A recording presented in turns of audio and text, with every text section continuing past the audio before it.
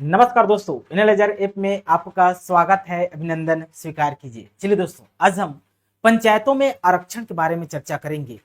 पंचायतों में आरक्षण का प्रावधान है। ठीक, अब आरक्षण कहते किसे हैं दोस्तों? तो आरक्षण सोशल इंजीनियरिंग का एक ऐसा हथियार होता है जिसके माध्यम से समाज के जो कमजोर वर्ग हैं, वीकर सेक्शन है, उसको समाज की मुख्य धारा में खींच के लाया जाता है। आरक्षण लोकतंत्र की मजबूती का सूचक भी है। यदि लोकतंत्र के मूल्य को बनाए रखना है तो आरक्षण का होना आवश्यक है। राइट, आरक्षण मौलिक अधिकार नहीं होता है। जैसे आप संविधान के भाग 3 जिसमें अनुच्छेद 12 से लेकर 35 तक पढ़ते हैं, तो यह जो अनुच्छेद है 12 से 35 तक, यह मौलिक अधिकार के बारे में चर्चा करता है। वही आरक्षण आर्टिकल 15 और 16 में आरक्षण का प्रावधान है। तो इससे आप कह सकते हैं कि आरक्षण तो मौलिक अधिकार है। तो नहीं दोस्तों, आरक्षण मौलिक अधिकार नहीं होता है। याद रख लेना है जीवन में। हम पढ़ने वाले हैं पंचायतों में आरक्षण। तो पंचायतों में जो आरक्षण होता है वो प्रत्येक स्तर पे होता है। देखिए, मैं जो लैंग्वेज का प्रयोग करूंगा वही आपको याद करते जाना है। ठीक ना? जो शब्द मैं प्रयोग करूंगा वही आपके एग्जाम में पूछा जाएगा, इससे बाहर नहीं पूछा जाएगा, इसकी गारंटी है मेरी। ठीक, चलिए समझते हैं आरक्षण में। पहले हम स्तर समझ लेते हैं, उसके बाद आरक्षण का कंसेप्ट है। एक एक उदाहरण देके समझाऊंगा। लास्ट तक पूरा आरक्षण आपके मुट्ठी में होगा पंचायत का कि कैसे किया जाता है। दो पार्ट में आगे वीडियो।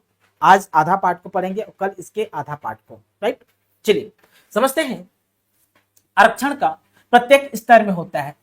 तो आरक्षण प्रत्येक पंचायत में होता है। आरक्षण प्रत्येक पंचायत में होता है। प्रत्येक, एक साथ समराइज करके पढ़ रहे हैं ना, प्रत्येक पंचायत में होता है। अर्थात ग्राम पंचायत में भी आरक्षण है, जनपद पंचायत में भी आरक्षण का प्रावधान है और जिला पंचायत में भी आरक्षण का प्रावधान है। आप पूछेंगे सर ग्राम सभा में भी आरक्षण का प्रावधान है क्या? तो नहीं, ग्राम सभा में आरक्षण का प्रावधान नहीं है। हमारे यहाँ पंचायत के 3 स्तर हैं। ग्राम स्तर पे ग्राम पंचायत, तो ग्राम पंचायत में आरक्षण का प्रावधान है। जनपद खंड स्तर पे जनपद पंचायत, तो जनपद पंचायत में भी आरक्षण का प्रावधान है। जिला स्तर पे जिला पंचायत होगा तो जिला पंचायत में भी आरक्षण का प्रावधान है। अब प्रत्येक पंचायत में निर्वाचित सदस्य होते हैं। तो प्रत्यक्ष निर्वाचन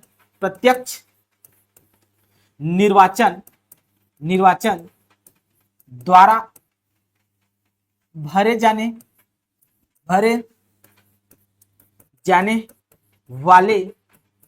वाले स्थान पर आरक्षण होगा। प्रत्यक्ष निर्वाचन द्वारा भरे जाने वाले स्थान पर आरक्षण होगा। जैसे मैं ग्राम पंचायत में बात करूंगा तो ग्राम पंचायत में वार्ड होते हैं, तो वार्डों में आरक्षण होगा। अर्थात पंचों का आरक्षण होगा। पंचों में आरक्षण होगा ग्राम पंचायत में। मैं जनपद पंचायत की बात करूंगा तो जनपद सदस्य के लिए आरक्षण होगा। जनपद सदस्य के लिए आरक्षण होगा।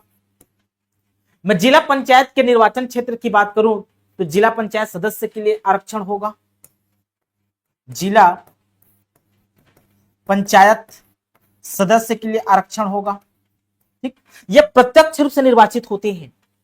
तो ग्राम पंचायत में जो निर्वाचन क्षेत्र होते हैं उसे वार्ड कहते हैं, तो वार्डों में भी आरक्षण होगा। वार्ड के प्रतिनिधि होते हैं कौन? पंच, है ना? तो पंचों के लिए जो आरक्षण है वार्डों में आरक्षण है। उसी प्रकार दोस्तों जनपद पंचायत के लिए निर्वाचन क्षेत्र होता है, तो प्रत्येक निर्वाचन क्षेत्र का भी एक आरक्षण होता है जिनको जनपद सदस्य होते हैं। ठीक, उसी प्रकार दोस्तों जिला पंचायत को निर्वाचन क्षेत्रों में विभाजित किया जाता है। तो जिला पंचायत में भी जो प्रत्यक्ष रूप से निर्वाचित होते हैं अर्थात जिला पंचायत सदस्य, उसके लिए भी आरक्षण होगा। वही मैं बात करूं पंचायत प्रमुख की। पंचायत प्रमुख के लिए भी आरक्षण होगा। जैसे ग्राम पंचायत का प्रमुख होता है सरपंच, तो सरपंच के लिए भी आरक्षण होगा। जनपद पंचायत का प्रमुख होता है कौन? अध्यक्ष, जिसे हम जनपद अध्यक्ष कहते हैं, जनपद अध्यक्ष, तो जनपद अध्यक्ष के लिए भी आरक्षण होगा। ठीक, वही दोस्तों हम जिला स्तर पर बात करें तो जिला पंचायत अध्यक्ष होता है, जिला पंचायत अध्यक्ष होता है, तो जिला पंचायत अध्यक्ष के लिए भी आरक्षण होगा। डिपेंड करता है कि सर उपाध्यक्ष पे आरक्षण होगा कि नहीं, तो उसको बाद में चर्चा करेंगे। ये प्राथमिकता है, इसके बाद उपाध्यक्ष की बात आती है, उसको बाद में हम चर्चा करेंगे। हड़बड़ाना नहीं है, बहुत स्लो मोशन में एक एक कंसेप्ट को डील करूंगा, धीरे धीरे धीरे आप पूरा पिक्चर क्लियर हो जाएगा आपका आरक्षण को लेकर। ठीक, तो यहां पर हम समझे कि भाई पंचों में आरक्षण होता है, जनपद सदस्य में भी आरक्षण होता है, जिला पंचायत सदस्य के लिए भी आरक्षण होता है। यह प्रत्यक्ष रूप से निर्वाचित होते हैं। इनमें दोस्तों जनपद अध्यक्ष अप्रत्यक्ष रूप से निर्वाचित होते हैं और जिला पंचायत का अध्यक्ष भी अप्रत्यक्ष रूप से निर्वाचित होते हैं, लेकिन इन दोनों के लिए आरक्षण है। और सरपंच प्रत्यक्ष रूप से निर्वाचित होते हैं, लेकिन सरपंच के लिए भी आरक्षण का प्रावधान है। एक साथ समराइज करके पढ़ना, उससे सब के लिए, सभी स्तर के पंचायत के लिए, ग्राम पंचायत के लिए, जनपद पंचायत के लिए और जिला पंचायत के लिए जो आरक्षण का प्रक्रिया है, प्रोसेस है, आरक्षण का जिस नियम, जिस रीति, जिस चक्रानुक्रम का पालन किया जाता है, सबके लिए समान होता है। बस विहित अधिकारी का अंतर है। आरक्षण के आवंटन के लिए जो विहित अधिकारी होता है, प्रत्येक पंचायत में थोड़ा थोड़ा अंतर देखने को मिलेगा, बाकी प्रक्रिया सब के लिए सेम होता है। इसलिए इसको एक साथ पढ़ा रहा हूं समराइज के साथ, ताकि आप अच्छे से रिकॉल कर सके। जिस रीति से आरक्षण का पालन, जिस नियम का पालन इसमें किया जाएगा, वही नियम इसमें भी लगेगा। सरपंच के लिए भी वही नियम का पालन किया जाएगा, अध्यक्ष के लिए भी वही नियम का पालन किया जाएगा, जिला पंचायत अध्यक्ष के लिए भी वही नियम का पालन किया जाएगा। अंतर क्या है? तो अंतर पॉपुलेशन क्या है, जनसंख्या का, सिर्फ अंतर जनसंख्या का है। हम बाद में देखेंगे कि पंचों में आरक्षण जब दिया जाएगा तो कहां के जनसंख्या को लिया जाएगा। ठीक, जनपद सदस्य को आरक्षण दिया जाएगा तो जनसंख्या कहां का लिया जाएगा, जिला पंचायत के सदस्य को आरक्षण दिया जाएगा तो कहां की जनसंख्या को लिया जाएगा। वही हम अध्यक्ष की बात करें, मान लो ग्राम पंचायत में सरपंच को आरक्षण देंगे तो कहां की जनसंख्या को देखकर दिया जाएगा, ये अंतर है। यदि हम जनपद पंचायत के अध्यक्ष को आरक्षण देंगे तो कहां की जनसंख्या को कैलकुलेट करेंगे। वही हम जिला पंचायत के अध्यक्ष को आरक्षण देंगे तो जनसंख्या कहां का देखा जाएगा। यह बस अंतर है, बाकी प्रक्रिया समान है। तो अंतर क्या है? जनसंख्या का अंतर है, जनसंख्या देखा जाता है इसमें, क्योंकि आरक्षण जो दिया जाता है वो जनसंख्या के अनुपात में दिया जाता है। तो प्रश्न उठता है कि सर जनसंख्या कहां का देखा जाएगा? जब हम पंच को आरक्षण देंगे तो जनसंख्या कहां का देखा जाएगा? क्या ग्राम का देखा जाएगा? क्या पूरे जिला का देखा जाएगा? क्या जनपद पंचायत का देखा जाएगा? क्या पूरे राज्य का जनसंख्या को इसमें देखा जाएगा? यही बस अंतर है, बाकी प्रक्रिया समान है। तो पहले हम समान जो प्रक्रिया है उसको पढ़ लेते हैं, इसके बाद जनसंख्या कहां कहां का जनसंख्या देखा जाता है इसको हम फ्लो चार्ट के माध्यम से, एक टेबल के माध्यम से समझ लेंगे। पहले प्रक्रिया को तो समझ लें कि आरक्षण का प्रक्रिया क्या है। इसको समझने के लिए मेरे प्यारे बच्चों, सबसे पहले हम संविधान पे आते हैं। संविधान के अनुच्छेद 243 डी पे आते हैं। उसके बाद हम छत्तीसगढ़ पंचायती राज अधिनियम 1993 में आएंगे। राइट, तो चलिए संविधान पे आते हैं हम। देखिए संविधान के अनुच्छेद 243 डी में पंचायतों के आरक्षण के बारे में बताया हुआ है। पंचायतों के आरक्षण के बारे में कि पंचायतों में आरक्षण कैसे होगा, तो इसको मैं दो पार्ट में डिवाइड कर दिया। एक जातिगत आरक्षण के बारे में दिया गया है, जातिगत आरक्षण, और दूसरा महिला आरक्षण के बारे में भी प्रावधान करता है। क्या? महिला आरक्षण के बारे में भी प्रावधान करता है। कौन? तो अनुच्छेद 243 डी। अनुच्छेद 243 डी कहता है कि भाई राज्यों को कहता है कि आप जब एससी और एसटी को आरक्षण देना तो जनसंख्या के अनुपात में देना होगा। जनसंख्या के अनुपात में देना होगा। जनसंख्या के अनुपात में, मतलब एससी और एसटी को जो रिजर्वेशन दिया जाता है पंचायतों में, वो जनसंख्या के अनुपात में दिया जाता है। इसके लिए कोई नंबर फिक्स नहीं है कि एससी एसटी को 50% आरक्षण होगा, 40% आरक्षण होगा, 33% आरक्षण होगा, ऐसे फिक्स नहीं है। एससी और एसटी को उनके जनसंख्या के अनुपात में आरक्षण देना होगा, यह संविधान कहता है। अर्थात किसी क्षेत्र में किसी पंचायत क्षेत्र में 20% एससी है, 20% एससी है, तो एससी को कुल सीटों का 20% आरक्षण देना होगा। 20% जनसंख्या अगर एससी का है तो एससी को 20% आरक्षण देना होगा। यदि किसी क्षेत्र में 30% एसटी है तो एसटी को कुल सीटों का 30% आरक्षण देना होगा, यह संविधान कहता है। ठीक, मतलब यहां पर क्लियर से आपको याद रखना है कि छत्तीसगढ़ पंचायती राज अधिनियम में अगर आपसे कोई पूछे एससी और एसटी को आरक्षण कितना दिया जाता है, तो एक ही आंसर होगा कि सर एससी और एसटी को आरक्षण जनसंख्या के अनुपात में दिया जाता है, मतलब अनुपातिक आरक्षण है। ठीक, अब जाति में एक आता है ओबीसी भी आता है।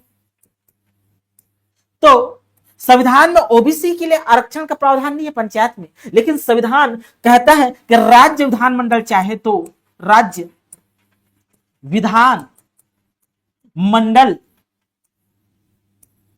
चाहे तो ओबीसी वर्ग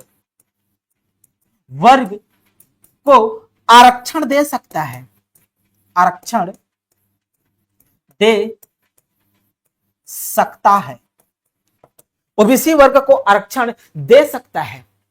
यदि राज्य चाहे तो ओबीसी वर्ग के प्रतिनिधित्व को बढ़ाने के लिए आरक्षण का प्रावधान कर सकता है, संविधान उसे नहीं रोकेगा।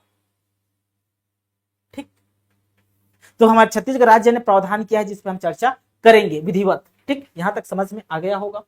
फिर अगला कहता है कि भाई महिला आरक्षण की बात करता है संविधान। 200 अनुच्छेद 243 डी क्या कहता है कि प्रत्यक्ष निर्वाचन द्वारा भरे जाने वाले कुल स्थान का कम से कम 33 या 1/3, मतलब 33% को 1/3 कहा जाता है, 1/3 जी, 1/3, कम से कम 1/3 स्थान महिलाओं को आरक्षण देना होगा। इस 1/3 में, इस 33% में आरक्षित वर्ग की महिलाएं भी शामिल हैं, आरक्षित वर्ग की महिला भी इसमें शामिल है। जैसे एग्जाम्पल के लिए मान लो किसी क्षेत्र में, मान लो ग्राम पंचायत में 16 वार्ड है, ग्राम पंचायत में कितना वार्ड है जी, कुल 16 वार्ड है। अब इस 16 वार्ड में आरक्षण देना है तो कुल सीट का प्रत्यक्ष, अब 16 वार्ड प्रत्यक्ष निर्वाचन द्वारा भरे जाएंगे तो कुल सीट हो गए ये, तो प्रत्यक्ष निर्वाचन द्वारा भरे जाने वाले कुल स्थान का, कुल स्थान कितने हैं 16, कुल स्थान का 50% मतलब 33%, कितना 33% मतलब 1/3 किसको देना होगा, महिला को देना होगा, महिला को देना होगा। और 1/3 का, इस 1/3 में दोस्तों आरक्षित वर्ग की महिला भी शामिल है। आगे कैलकुलेट करके मैं दिखाऊंगा एग्जांपल के माध्यम से जब हम छत्तीसगढ़ पंचायती राज अधिनियम पढ़ेंगे, अभी तुरंत 2 मिनट 5 मिनट बाद। ठीक, लेकिन संविधान सिर्फ 33% का प्रावधान करता है जी, कम से कम 33%, मतलब राज्य को 33% से कम आरक्षण नहीं देना होगा। 30% नहीं दे सकता, 18% नहीं दे सकता, कम से कम महिलाओं को 33% आरक्षण देना। 33% से अधिक दिया जा सकता है, 33% से अधिक दिया जा सकता है, लेकिन 33% से कम नहीं दिया जा सकता महिलाओं को। संविधान प्रावधान करता है कि भाई महिलाओं को कम से कम 33% आरक्षण देना होगा। लेकिन 33%, यदि कोई राज्य 33% से अधिक आरक्षण देना चाहता है तो दे सकता है, संविधान उसे नहीं रोकेगा।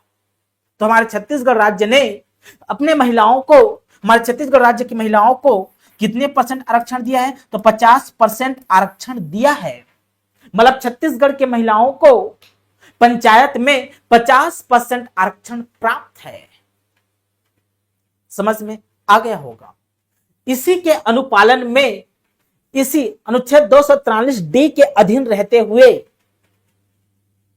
फिर से रिपीट कर रहा हूं, अनुच्छेद 243 डी के अधीन रहते हुए छत्तीसगढ़ पंचायती राज अधिनियम 1993 में आरक्षण का प्रावधान किया गया है। क्या आरक्षण का प्रावधान किया गया है? चलिए समझते हैं हम। लिखिए 243D के अधीन रहते हुए छत्तीसगढ़ पंचायती राज अधिनियम, लिखिए छत्तीसगढ़ पंचायती राज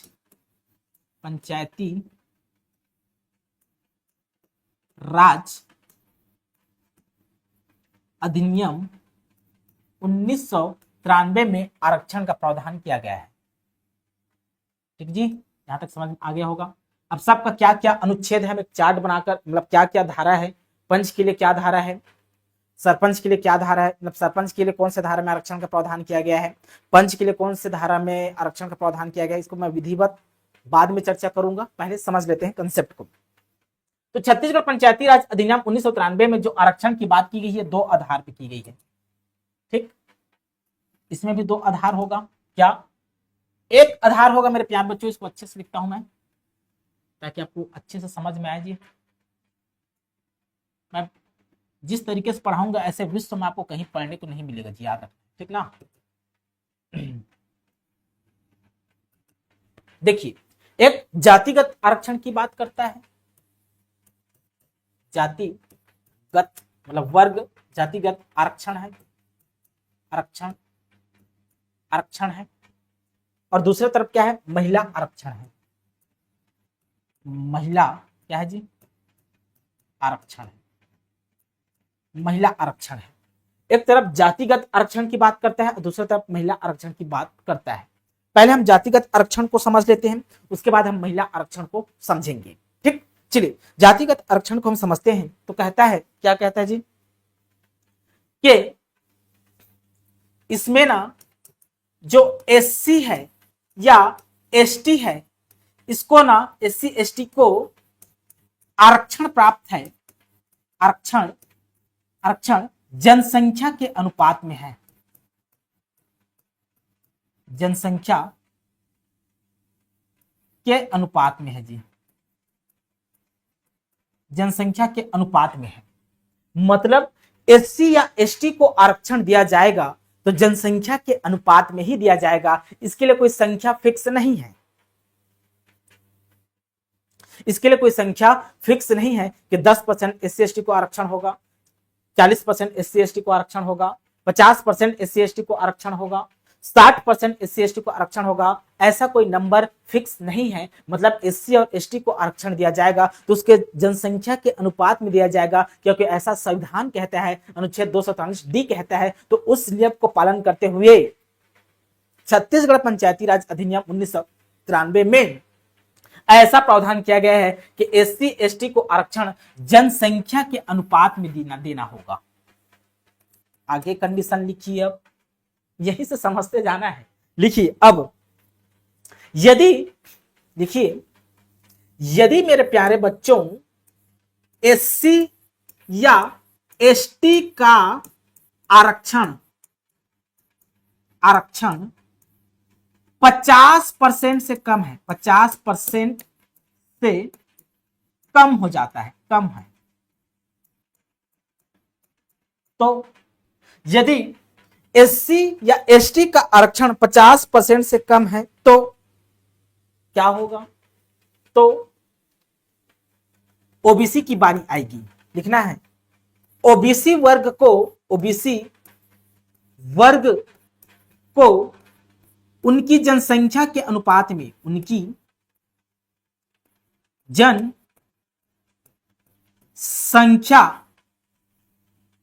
ध्यान से समझना है, जनसंख्या के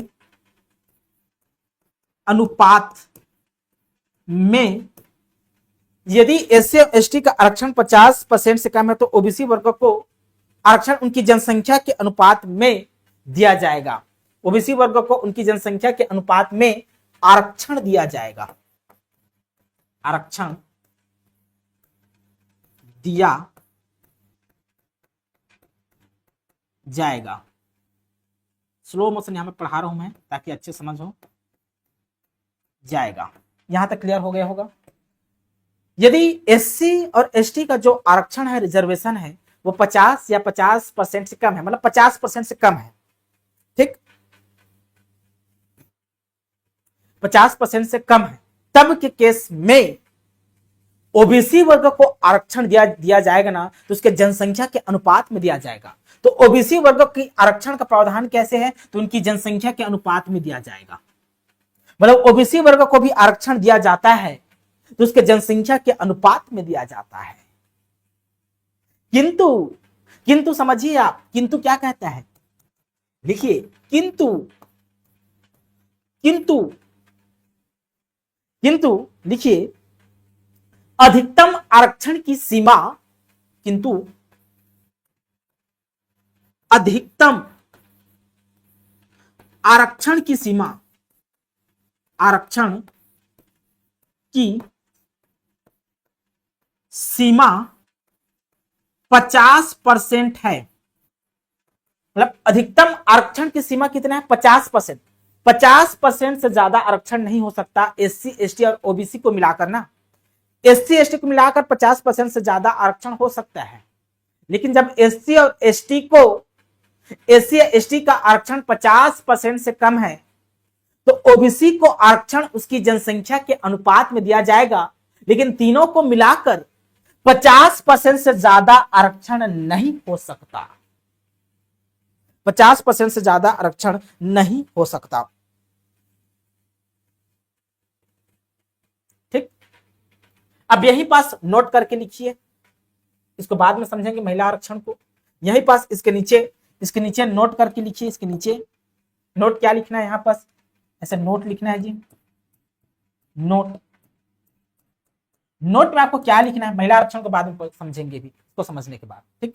लिखिए, यदि एससी और एसटी को, लिखिए इसमें, यदि एससी एसटी, यदि एससी या एसटी दोनों के लिए, लिखिए, दोनों के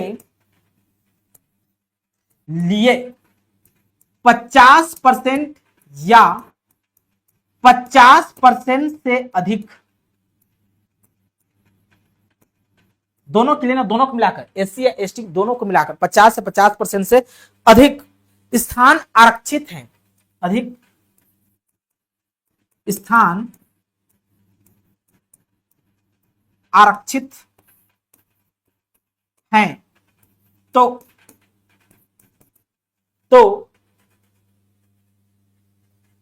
ओबीसी को आरक्षण नहीं दिया जाएगा। तो ओबीसी वर्ग के लिए, ओबीसी वर्ग के लिए कोई स्थान आरक्षित नहीं रहेगा, कोई स्थान आरक्षित नहीं होगा, कोई स्थान आरक्षित नहीं होगा। यह है आपका जातिगत आरक्षण। अभी महिला को हम बाद में पढ़ेंगे। यह है आपका जातिगत आरक्षण, समझिए ध्यान से। पहली बात यह कि छत्तीसगढ़ पंचायती राज अधिनियम 1993 है, ये प्रत्येक पंचायत में, ग्राम पंचायत में भी, जनपद पंचायत में भी और जिला पंचायत में भी, ग्राम पंचायत में पंच और सरपंच के लिए, जनपद पंचायत में सदस्य और अध्यक्ष के लिए, जिला पंचायत में सदस्य और अध्यक्ष के लिए आरक्षण का जो प्रावधान है वो एससी एसटी को आरक्षण जनसंख्या के अनुपात में दिया जाता है। जनसंख्या के अनुपात में भी हम समझेंगे उदाहरण के माध्यम से। यदि एससी एसटी का आरक्षण 50% से कम है तब के केस में ओबीसी वर्ग को उनकी जनसंख्या के अनुपात में, मतलब ओबीसी को भी उनकी जनसंख्या के अनुपात में आरक्षण दिया जाएगा। मतलब ओबीसी को आरक्षण दिया जाता है तो उनकी जनसंख्या के अनुपात में दिया जाता है, लेकिन तीनों मिलाकर आरक्षण की सीमा 50% से अधिक नहीं होना चाहिए, 50% से अधिक नहीं होना चाहिए। किंतु आरक्षण की अधिकतम सीमा 50% से नहीं होना चाहिए।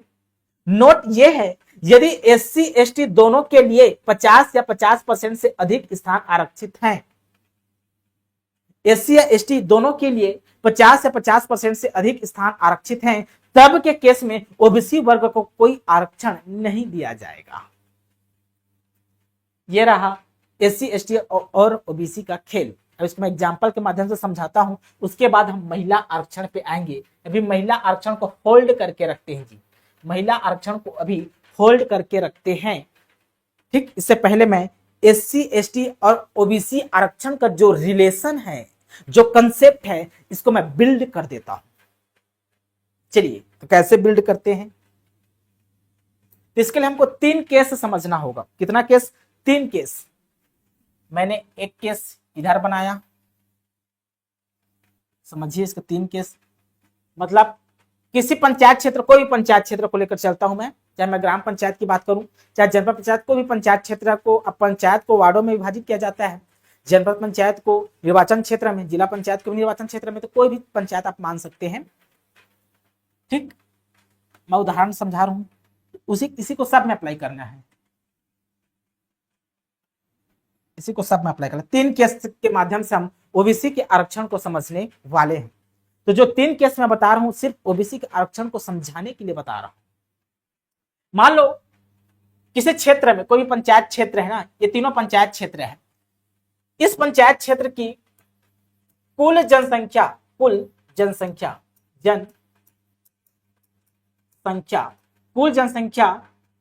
कितना है? तो कुल जनसंख्या इस पंचायत क्षेत्र की कुल जनसंख्या है 10,000। कुल जनसंख्या कितना है जी? तो 10,000 है। ये एक पंचायत क्षेत्र है, ये दूसरा पंचायत क्षेत्र है। दूसरा पंचायत क्षेत्र में कुल जनसंख्या कितना है? कुल जनसंख्या, दूसरा पंचायत क्षेत्र में भी कुल जनसंख्या कितना है जी? 10,000 है। कुल जनसंख्या कितना है? तो 10,000 है। अब मैं तीसरा पंचायत क्षेत्र में आता हूं। तीसरा पंचायत क्षेत्र में कुल जनसंख्या, कुल पॉपुलेशन, टोटल पॉपुलेशन, जनसंख्या कितना है? तो कुल जनसंख्या यहां भी आपको 10,000 है। ठीक, मतलब पंचायत क्षेत्र, एक क्षेत्र नंबर 1 में देखिए आप कि कुल पॉपुलेशन, जिसमें ST SC OBC सामान्य वर्ग सब शामिल है, कुल पॉपुलेशन कितना है? तो 10,000 है कुल पॉपुलेशन। दूसरा क्षेत्र में भी कुल पॉपुलेशन कितने हैं? तो 10,000 है। तीसरे क्षेत्र में भी कुल पॉपुलेशन कितने हैं? तो 10,000 कुल पॉपुलेशन है। अब यहां मैं वर्ग वाइज कैटेगराइज करता हूं। इसमें सिर्फ SC और ST को मिलाकर कितने हैं? तो दोस्तों 6,000 जनसंख्या है। सिर्फ SC और ST को मिलाकर कितना पॉपुलेशन है? तो 6,000 पॉपुलेशन है। और यहां OBC कितना है? यहां OBC कितना है? OBC कितना है? याद रखना है, यहां 1,000 OBC रहते हैं। कितना OBC रहते हैं? 1,000 OBC रहते हैं। ठीक, अब मैं इस वाले क्षेत्र में जाता हूं। इस वाले क्षेत्र में SC और ST को मिलाकर कुल पॉपुलेशन कितना है? तो याद रखना, यहां 4,000 SC और ST है। यहां 10,000 में से 4,000 SC एवं ST है, तथा OBC पॉपुलेशन कितना है? OBC पॉपुलेशन इस 10,000 में से तो 4,000 क्या हो गया? SC एवं ST है। और OBC यहां सिर्फ 500 है। कितने हैं? 500, सिर्फ 500 OBC है, बाकी सामान्य वर्ग के हैं।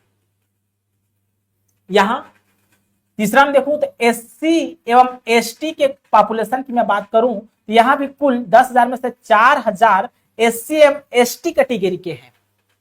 ठीक, अगर मैं OBC की बात करूं तो यहां OBC कितने हैं? तो 2,000 OBC वर्ग के हैं। 2,000 OBC वर्ग के हैं, मतलब 4, 5, 6, बाकी 4,000 सामान्य वर्ग के हैं। तो यहां आरक्षण का सिचुएशन क्या होगा? यहां आरक्षण का सिचुएशन क्या होगा? इस पर हम चर्चा कर रहे हैं। तो देखिए, SC ST को आरक्षण जनसंख्या के अनुपात में दिया जाएगा। मतलब भाई, जितना SC एवं ST के पॉपुलेशन है, उस पॉपुलेशन के आधार पर परसेंटेज निकालकर आरक्षण दिया जाएगा। तो 10,000 में से मैं इसका परसेंटेज निकालूंगा तो टोटल पॉपुलेशन कितना है? टोटल पॉपुलेशन है 10,000। 10,000 जिसमें SC ST की जनसंख्या कितना है? तो 6,000। 6,000 का मैं परसेंटेज निकालूंगा तो कितना हो जाएगा? ये 3 से 3 जीरो खत्म, ये 3 से 3 जीरो खत्म। ठीक, ये जीरो खत्म, ये जीरो खत्म, मतलब कितना? 6 दहम 60, मतलब 60%, ये 60% आरक्षण किसके लिए है? तो ये एससी और एसटी के लिए है ना। एससी और एसटी का आरक्षण, मतलब एससी और एसटी को आरक्षण कितना परसेंट मिल गया? 60% मिल गया। अब यह 50% से अधिक हो गया। अभी जो आरक्षण की सीमा है 50% से अधिक हो गया, मतलब आरक्षण आरक्षण 50% से क्या हो गया? अधिक हो गया, अधिक है, अधिक है। मतलब इस वाले केस में ओबीसी को आरक्षण नहीं दिया जाएगा, ओबीसी को आरक्षण नहीं दिया जाएगा, आरक्षण नहीं होगा। पहला केस समझ में आया कि ओबीसी को यहां आरक्षण नहीं दिया जाएगा। क्यों? क्योंकि आरक्षण की जो सीमा है वो 50% से अधिक हो गया। एससी एसटी को 60% आरक्षण मिल गया। ठीक, पहला केस, यहां ओबीसी को आरक्षण नहीं मिलेगा।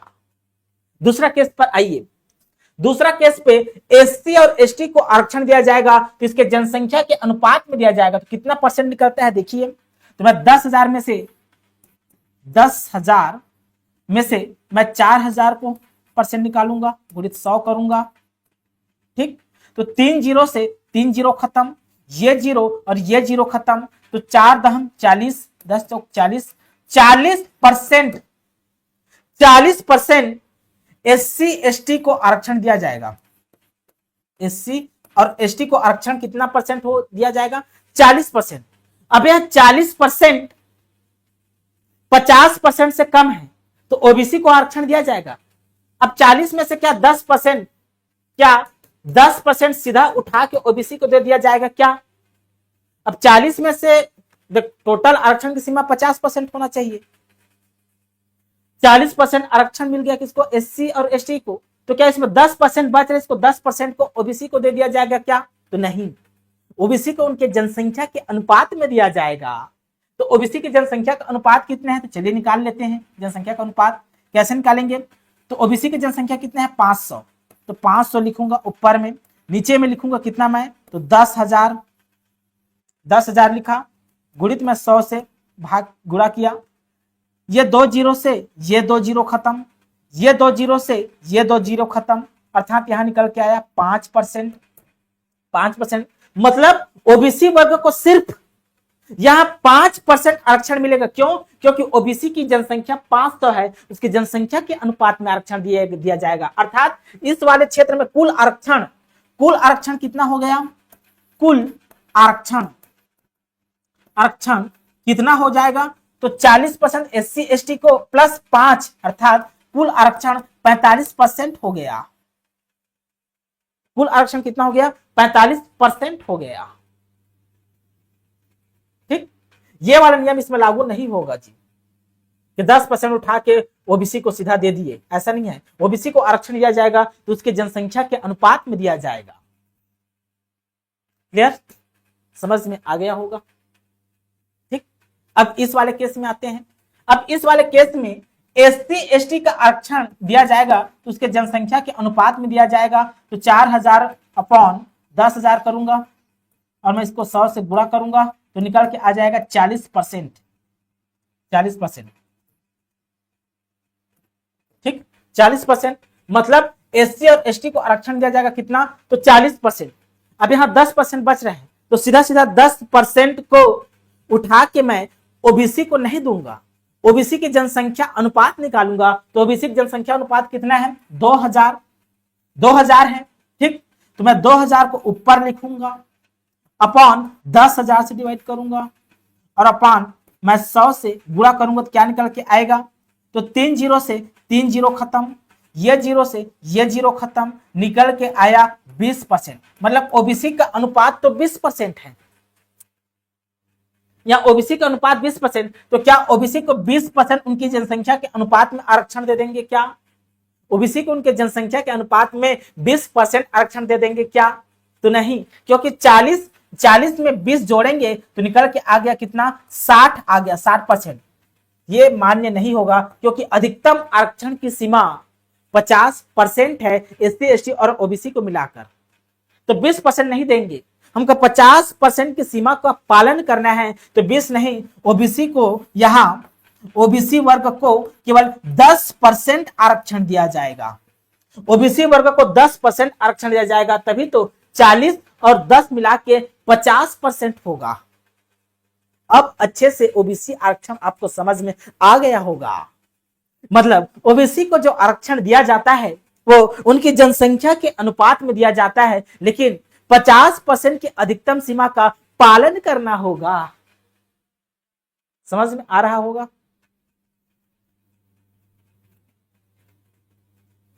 समझ में आ गया होगा मेरे प्यारे बच्चों। चलिए छाप लीजिए, इसको स्क्रीनशॉट ले लीजिए। अब हम महिला आरक्षण पे आते हैं। महिला आरक्षण का प्रावधान क्या है इसको भी हम समझ लेते हैं मेरे प्यारे बच्चों। ठीक, चलिए अब अगला केस है हमारा क्या, महिला आरक्षण के। ये महिला आरक्षण की बात इधर की कर रहे थे हम लोग। ये अब महिला आरक्षण को समझेंगे तो मुझे इसको मिटाना पड़ेगा। ठीक, चलिए मिटा देता हूं।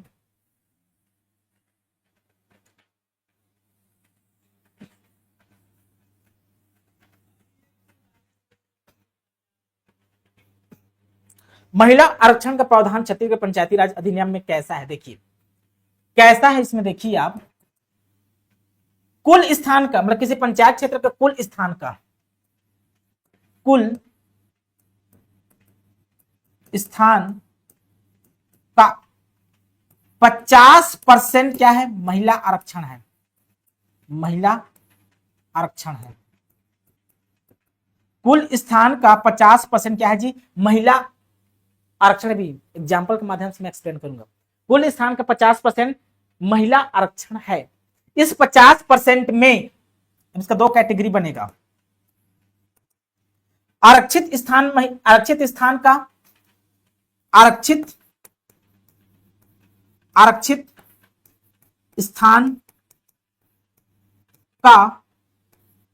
50%, आरक्षित स्थान का 50% एससी, एसटी, ओबीसी वर्ग की महिला होगी।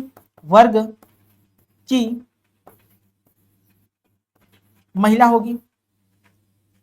उदाहरण से समझाऊंगा तो समझ में आएगा। अभी समझिए, देखिए कुल स्थान का 50% महिला आरक्षण होगा। कुल स्थान मान लो 16 सीट है ना, तो 16 सीट का 50% निकालूंगा। 16 सीट के मैं 50% निकालूंगा, मतलब 16 का 1/2 निकालूंगा तो निकल के आ जाएगा 8 सीट। 8 सीट महिला के लिए आरक्षण होंगे। मतलब 16 में से आधा आधा महिला के लिए आरक्षण होंगे। महिला, कुल महिला। ठीक, अब इस 8 में से दोस्तों 50% एससी एसटी वर्ग की, मतलब इस 8 में से ना दोस्तों, पहले से जो आरक्षित है ना, मैं एग्जाम्पल के माध्यम समझाऊंगा। पहले से आरक्षित स्थान जिसमें एसटी एसटी ओबीसी चुन के आए थे, तो आरक्षित स्थान का 50% एससी एसटी ओबीसी वर्ग की महिला होगी, और शेष जो महिला होगी, शेष महिला यूआर कैटेगरी का होगा, अनरिजर्व कैटेगरी का होगा। शेष महिला यूआर कैटेगरी का होगा, अनरिजर्व कैटेगरी का होगा। एग्जाम्पल के माध्यम से आपको समझ में आएगा। ये फ्लो चार्ट है। मतलब कुल स्थान का 50% तो महिला है, लेकिन ये 50% भी दो पार्ट में टूट जाएंगे। ठीक, एक आरक्षित स्थान को देखा जाएगा। आरक्षित स्थान का 50% एससी एसटी ओबीसी वर्ग की महिला होगी, और शेष स्थान जो बचेगा तो शेष स्थान में अनरिजर्व कैटेगरी के महिला होगी। अब अनरिजर्व में एससी एसटी ओबीसी महिला भी आ जाता है। ठीक, तो चलिए एग्जाम्पल के माध्यम से हम इसको भी समझ लेते हैं जी। एग्जाम्पल के माध्यम से इसको भी समझ लेते हैं। अब इसका स्क्रीनशॉट ले लीजिए।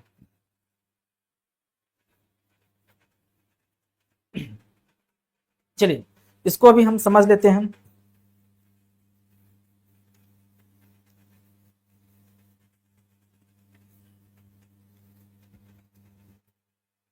ठीक, चलिए यहां समझा देता हूं। इसको स्क्रीनशॉट ले लिए होंगे, मैं इसको क्लीन कर देता हूं और समझाता हूं। मान लो किसी पंचायत में 16 सीटों पर चुनाव लड़ा जाना है। चलिए लिखिए उदाहरण, उदाहरण लिखिए। किसी पंचायत में कुल 16 सीटों पर, याद रखना है, कुल 16 सीटों पर चुनाव लड़ा जाना है। चुनाव लड़ा जाना है। किसी पंचायत में कुल 16 सीटों पर चुनाव लड़ा जाना है। ठीक, ये रहा आपका प्रश्न। मतलब कुल सीट कितना है जी? कुल सीट 16 है।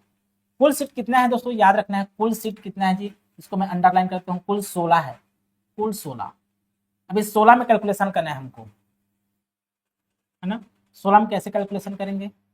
पहले इधर आएंगे और इधर महिला वाले पे जाएंगे, इधर महिला वाले पे जाएंगे।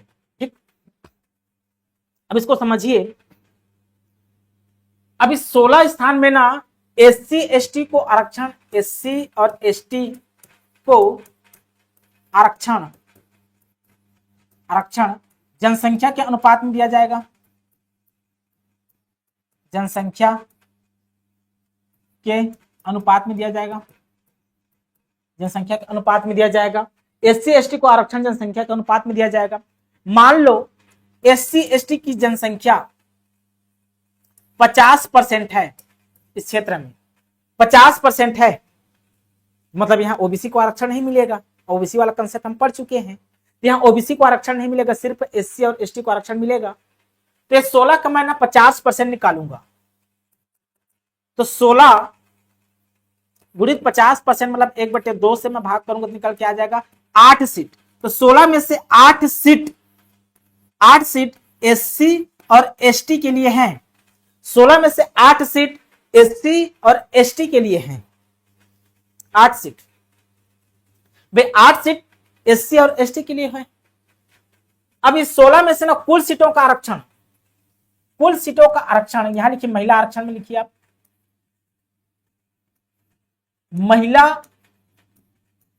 महिला आरक्षण। महिला आरक्षण कैसे होता है? तो कुल सीट का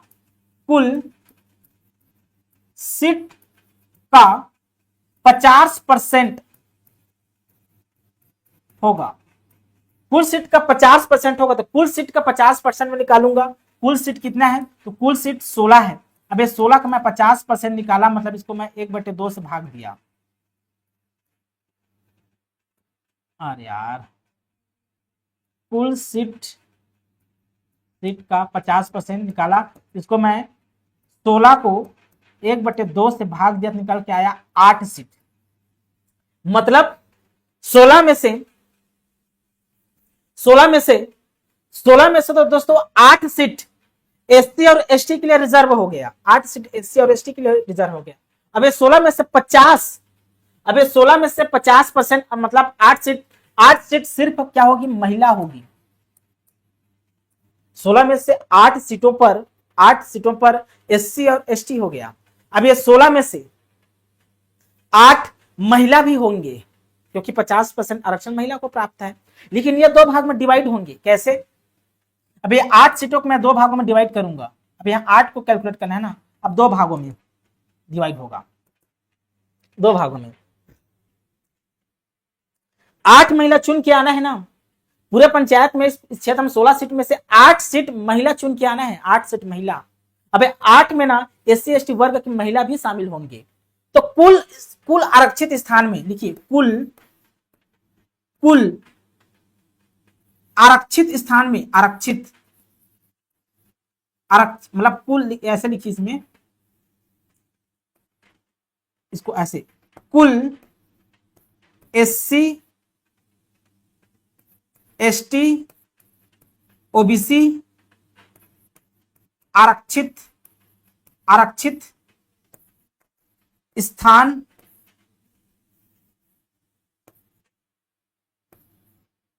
कुल एससी एसटी ओबीसी आरक्षित स्थान का 50% 50% SC ST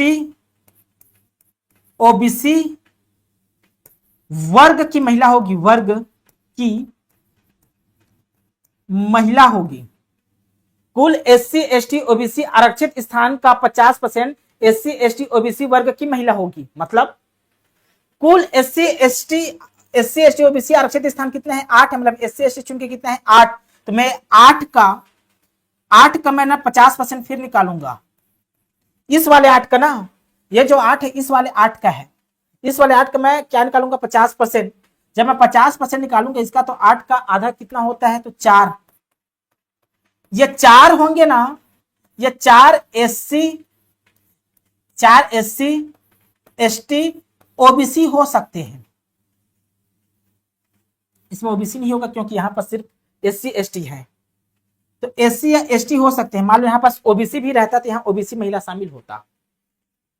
तो 8 में से 4, इस वाले 8 में से 4, इसमें से 8 में से 4 तो महिला होंगे, जो कि SC ST वर्ग की महिला होगी। अब ये 8 में से 4 तो इधर आ गया, मतलब कुल महिला 8 होना चाहिए। कुल महिला में से 4 महिला तो आरक्षित वर्ग की है। अब कुल सीट कितना बच गया? तो 4 बच गया। कुल सीट कितना बच गया? 4 सीट। अब कुल 4 सीट बचा है ना, इस 8 में से 4 सीट बचा है। अब ये 4 सीट अनरिजर्व महिला होगी, UR महिला होगी। UR महिला मतलब अनरिजर्व महिला। अब इस अनरिजर्व महिला मतलब ओपन कंपटीशन, इसमें SC ST OBC सामान्य वर्ग जो भी महिला सब इसमें आ सकते हैं। ये रहा दोस्तों महिला आरक्षण। समझ में आ गया होगा। अगर नहीं समझ में आया होगा तो एक बार और आप देख सकते हैं। विश्व में ऐसा कोई नहीं समझाया होगा जैसे मैं समझा रहा हूं। ठीक, मतलब एक साथ महिला आरक्षण और SC ST का आरक्षण एक साथ में एक्सप्लेन कर दिया। ऐसा स्ट्रक्चर चलता है। ठीक ठीक जी। कुल महिला होंगी 8, कंफर्म है, 8 महिला होंगी ही होंगे। इस 8 में से 4 महिला SC ST का होंगे, उधर से 4 काउंट करेंगे, इस वाले 4 करेंगे तो उधर से आरक्षित स्थान का काउंट करेंगे। जो बच जाएगा तो ये सिर्फ किसके रहेंगे? अनरिजर्व कैटेगरी की महिला के लिए होंगे। मतलब पंचायत में अनरिजर्व कैटेगरी की महिला को भी आरक्षण प्राप्त है। ठीक, सामान्य वर्ग की महिला को भी पंचायत में आरक्षण प्राप्त होता है, लेकिन स्ट्रक्चर ऐसे चलता है। ठीक, अब यहां तक हम समझ चुके दोस्तों। कल से हम जो पढ़ेंगे तो कैसे आरक्षण का पालन किया जाता है, चक्रानुक्रम क्या है, लॉट पद्धति क्या है, और कहां कहां का जनसंख्या कैलकुलेट किया जाता है, और कौन से धारा में प्रावधान है, पंचों का आरक्षण का प्रावधान कौन से धारा में है, सरपंच के आरक्षण का प्रावधान कौन से धारा में है, और इसका जनसंख्या कैसे देखा जाता है, इसके बारे में चर्चा करेंगे। और इसके लिए जो विहित प्राधिकारी होता है वो कौन होता है, इसके बारे में हम चर्चा करेंगे। ठीक है ना। अभी के लिए बहुत बहुत धन्यवाद। Thank you.